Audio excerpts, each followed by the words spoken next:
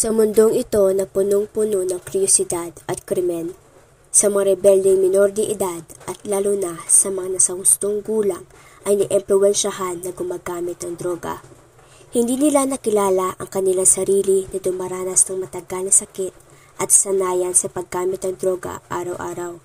Isa itong disclaimer o babala kung paano maaaring makaepekto sa atin ang malalang droga sa pisikal at mental.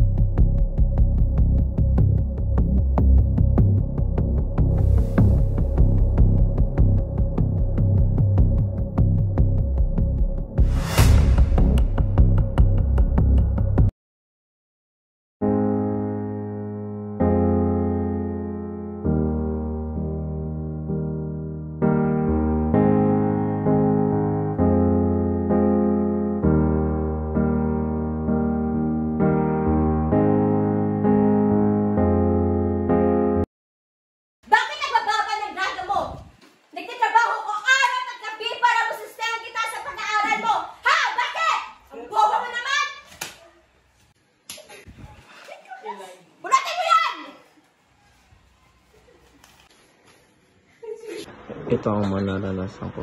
Ngunit sinubukan ko ang isang paraan upang matipid ang lahat ng ito. Droga.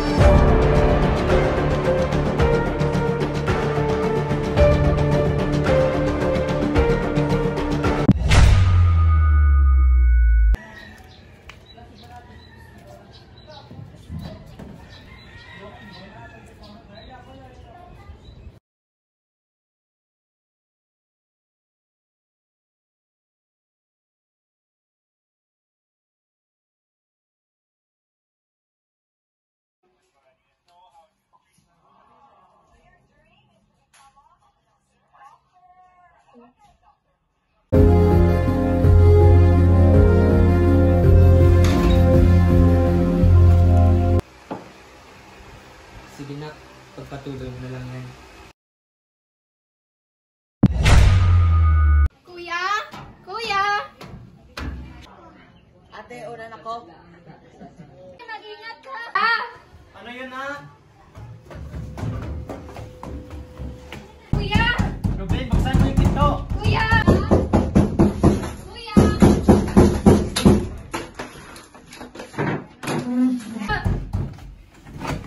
Anong ginagawa mo? Ano to? Saan ang buhay ko? Tayo na ang buhay ko.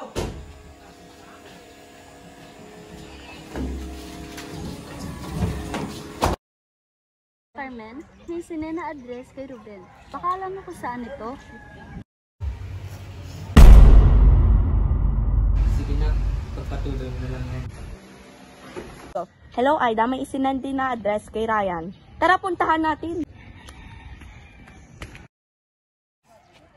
Itaas ang kamay!